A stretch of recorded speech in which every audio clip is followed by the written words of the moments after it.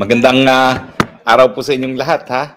Nako, lumabas na po ang tunay na anyo ni Rizatanas Ontiveros. Alam niyo po kasi, itong si Rizatanas Ontiveros, noong mga nakalipas na mga panahon, medyo magkakampi pa kami niyan. Kasi po, ang kanyang PR, siya ay taga-suporta ng karapatang pantao. Siya daw po ay isang democratic socialist, no? Hindi daw sila komunista, sila daw po ay kabilang dun sa sa umalis na CPP-NPA, pero sila ay nagnanais din na magkaroon nga ng kaparehong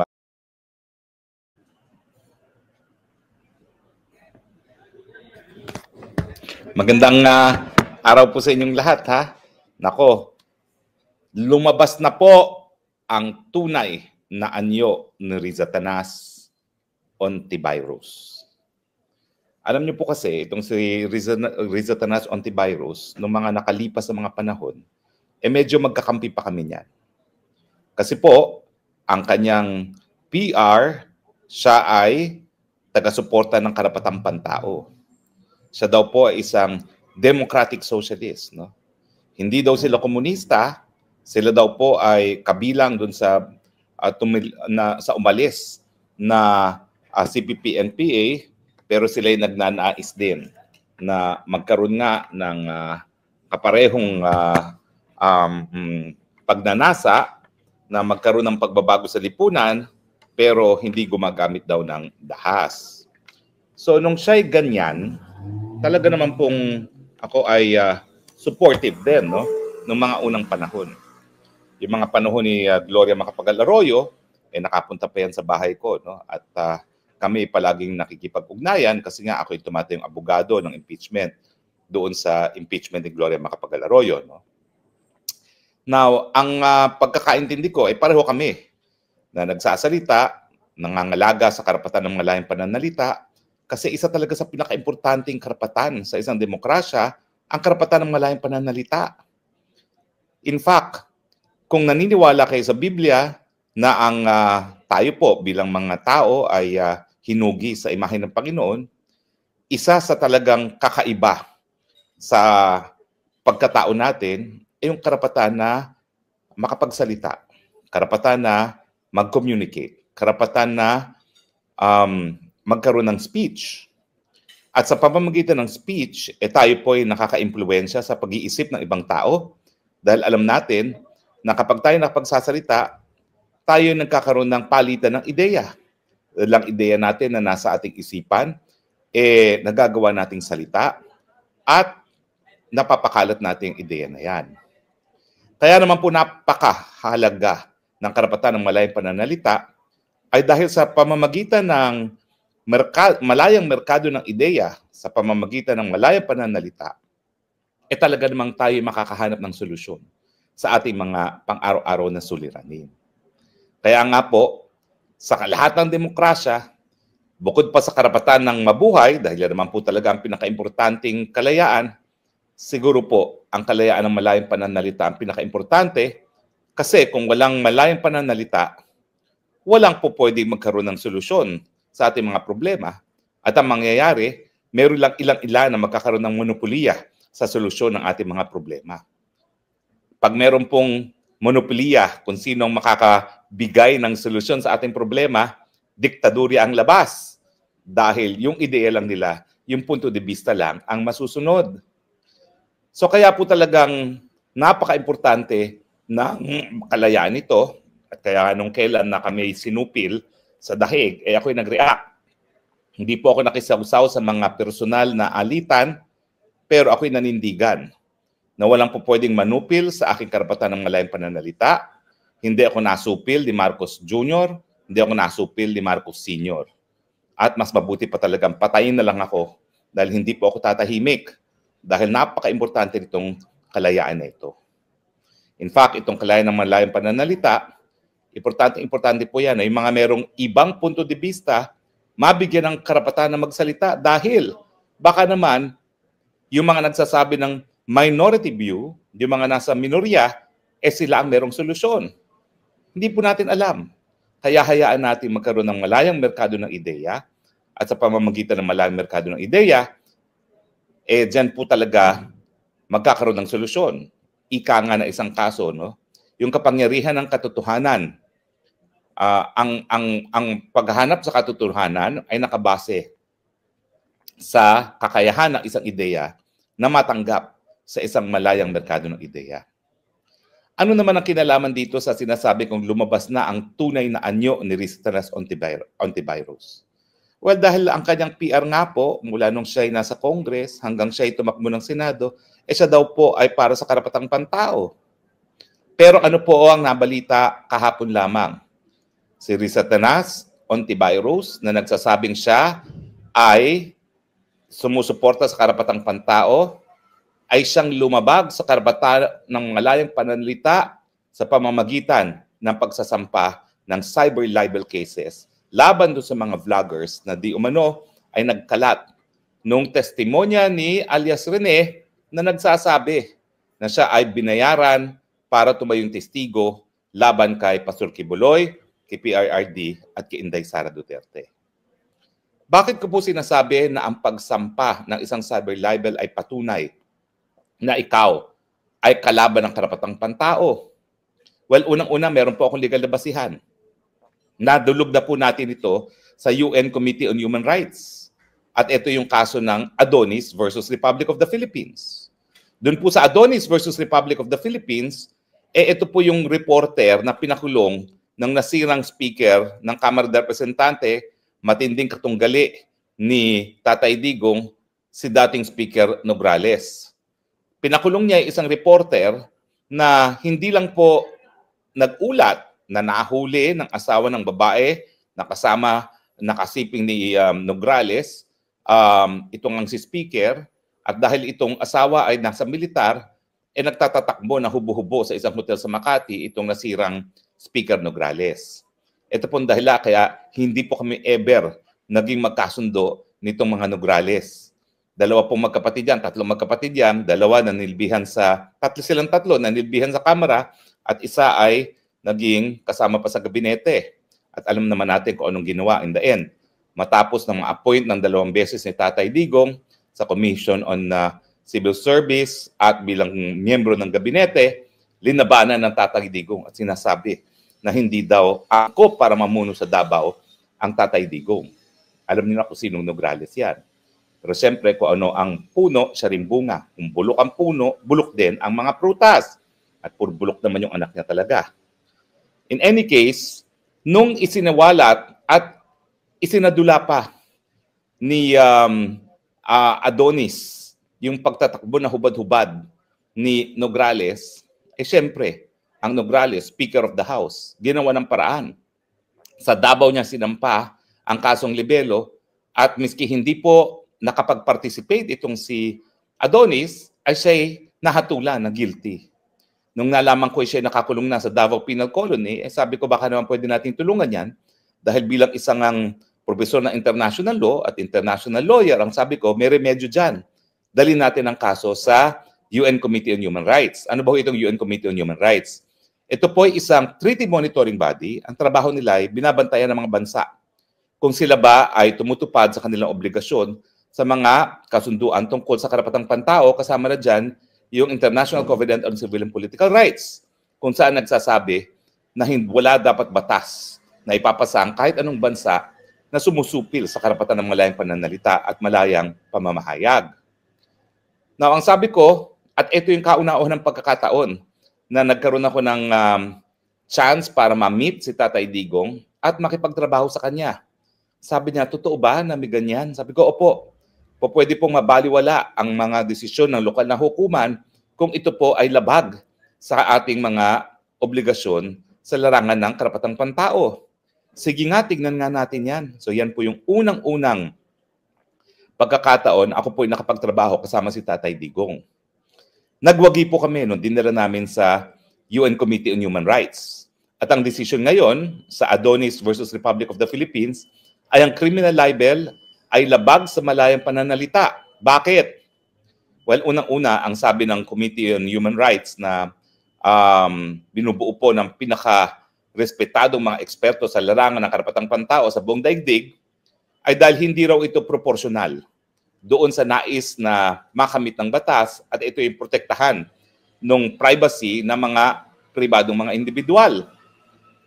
Ibig sabihin, meron pong ibang pamamaraan kung ang ninanais ng batas ay maprotektahan yung karapatan ng mga individual na huwag paghimasukan ang kanilang mga pribadong buhay.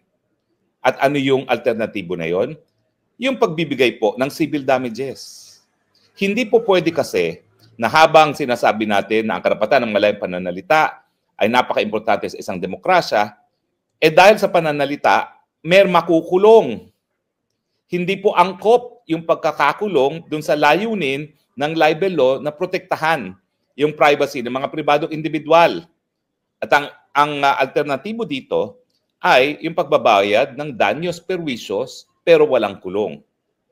At ang pangalawa, ang sabi ng yun nga po ng UN Human Rights Committee, hindi lang siya paglalabag sa karapatan ng malayang pananalita, merong alternatibo at ang alternatibo nga ay ang pagbabayad ng danyos perwisyo. Kaya po ako, sa dami ng mga fake news, sa dami ng mga pula sa akin, ni minsan hindi po ako nagsampa ng kahit anong libel case.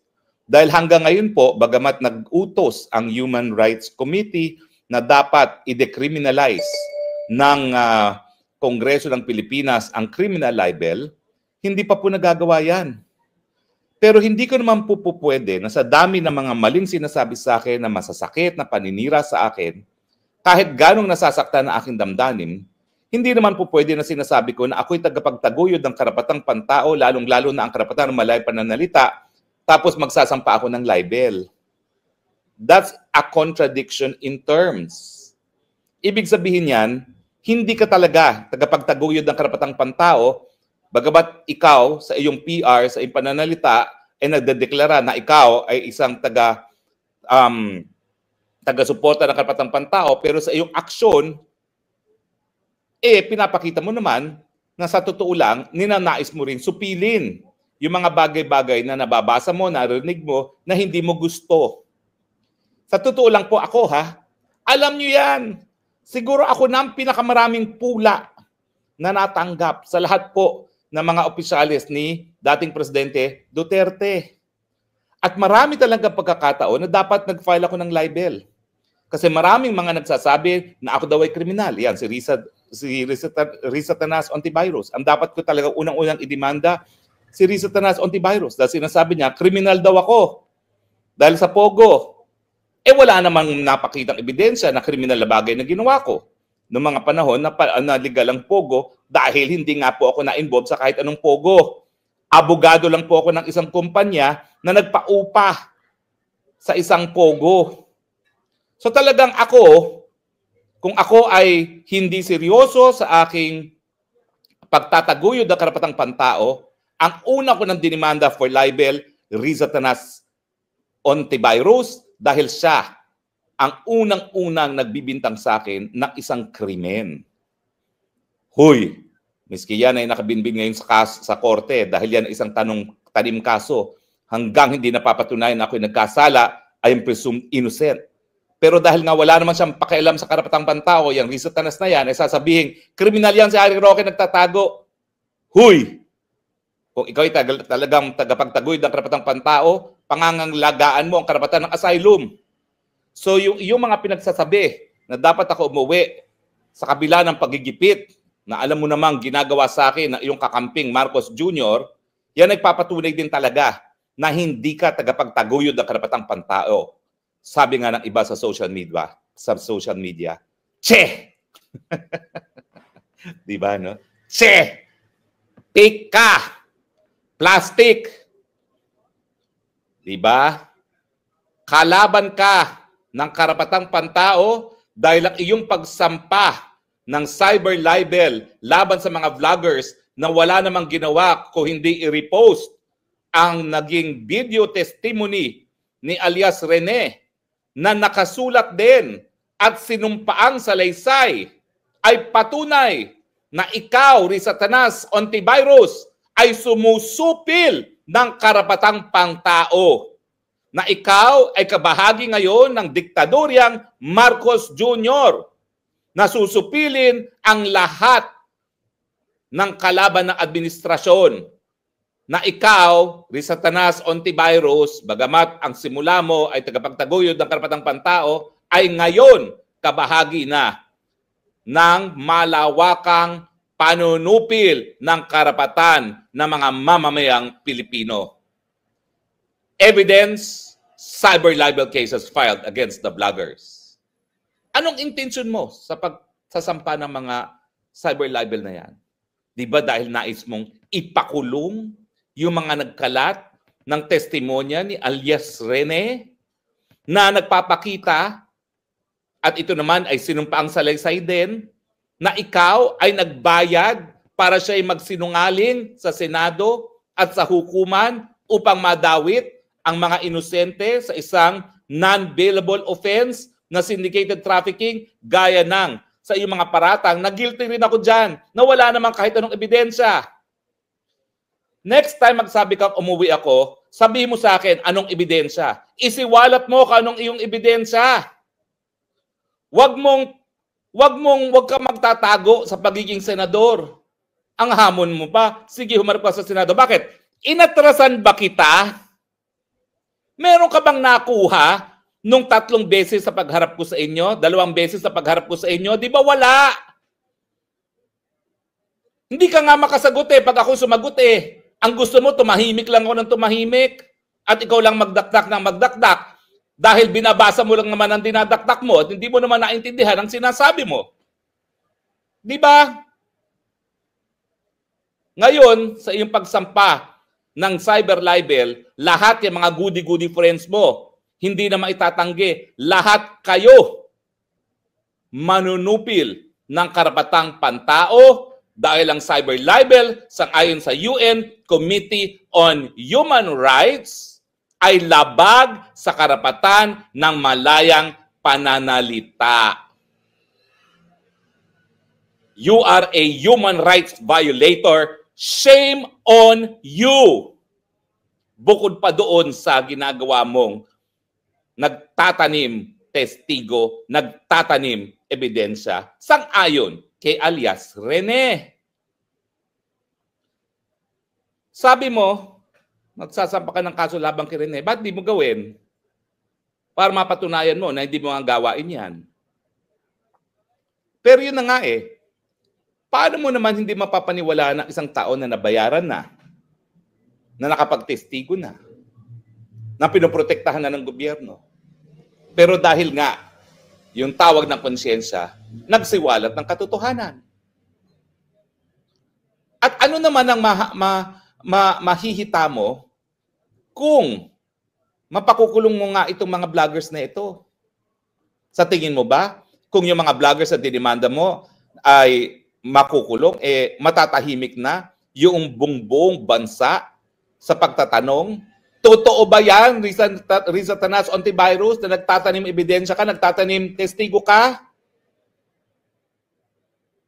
Alam mo kasi, ang dami ng desisyon na sinabi ng Korte Suprema. Pag ikaw, taong gobyerno, huwag kang balat sibuyas. Kung hindi mo matanggap ang mga pagpupula sa iyo at may karapatan ang mga taong bayan bilang tagabayad ng buwis na ikaw ay pulaan, huwag kang maggobyerno. Hindi ka naman pinilit maging senador. Gustong-gusto mo nga, 3 beses ka natalo bago ka naging senador. Tapos hindi ka makatanggap ng pula sa taong bayan. The truth shall set you free.